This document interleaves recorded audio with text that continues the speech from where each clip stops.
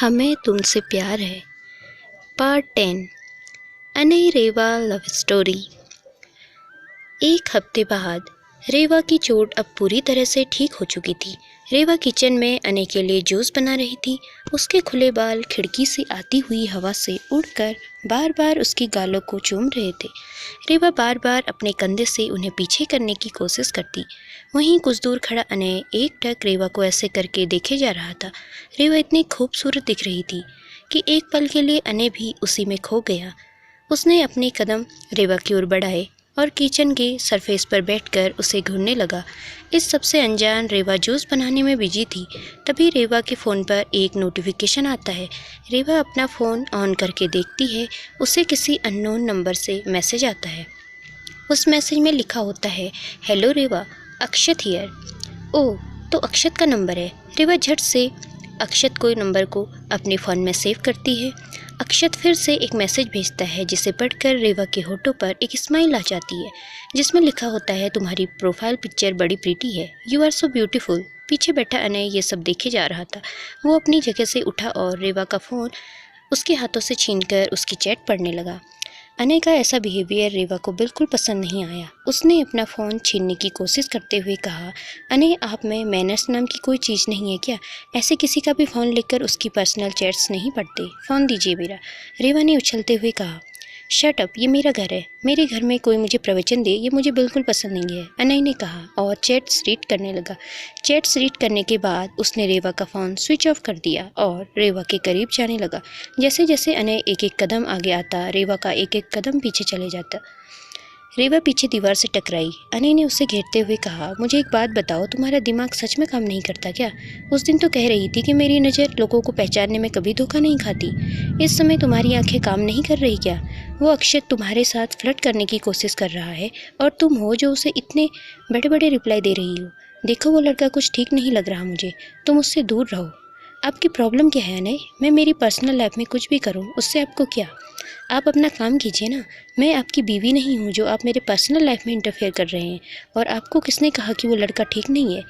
अच्छा लड़का है, वो डिसेंट है और वो सिर्फ मुझे कॉम्प्लीमेंट दे रहा है। इसे फ्लर्ट करना ही नहीं कहते हैं, समझिए आप। जूस रखा है, पी लीजिए, रेवा ने गुस्से से कहा और अनय को धक्का देकर उसके रूम में चली गई।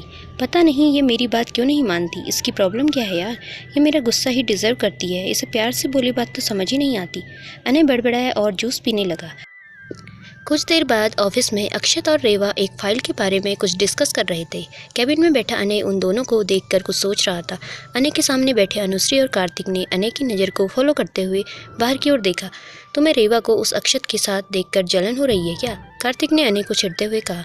अनय ने तिरछी नज़रों से कार्तिक की ओर देखा और कहा, तू जैसा सोच रहा है वैसा कुछ नहीं है। रेवा मेरी जिम्मेदारी है यार। उसे समझ नहीं आ रहा वो अक्षत अच्छा लड़का नहीं है, उसके इंटेंशन ठीक नहीं है। लेकिन रेवा को ये बात समझ ही नहीं आ रही है।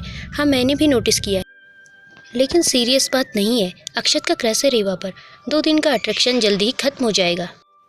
फिलहाल काम पर फोकस करो, अनुश्री ने कॉफ़ी का एक सीप लेते हुए कहा। कार्तिक और अनुश्री अनय के साथ काम के बारे में डिस्कस कर रहे थे, लेकिन अनय की नज़र बार बार बाहर बैठे अक्षत और रेवा पर जाकर रुक जाती।